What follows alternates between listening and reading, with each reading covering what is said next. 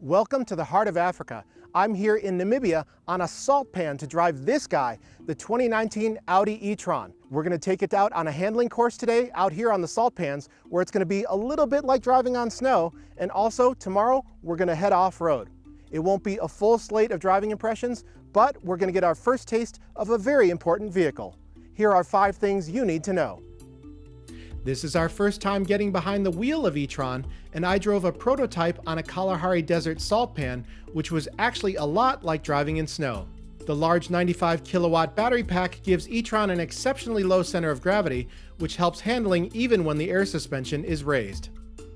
Audi says E-Tron is the first EV where you can turn the stability and traction controls all the way off.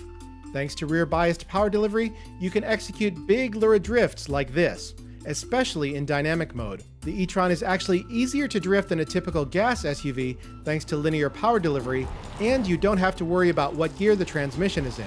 E-Tron is surprisingly fun to drive.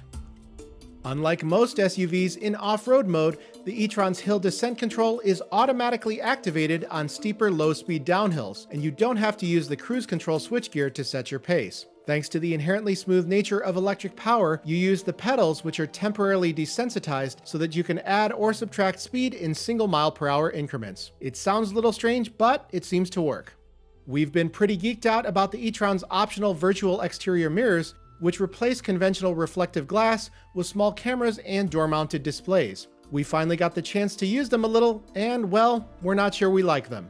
They're neat, but we noticed glare can hurt visibility in bright sunlight, and the screens are located lower on the door than normal mirrors, so you have to take your eyes off the road a little bit more. Thanks to lawmakers, these aren't legal in the US right now anyhow.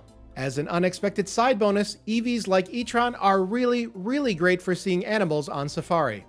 Their silent running ability means you can creep up unobtrusively on all kinds of local fauna that might otherwise be spooked by a louder internal combustion engine. A full on-road test is coming, but for now, click on over to theroadshow.com for more E-Tron details and early impressions. The all-new, all-electric Audi E-Tron goes on sale this spring. But right now, we've got a little bit of time left. I got all this space out here on the salt. No cops around. We're gonna go have a little bit more fun.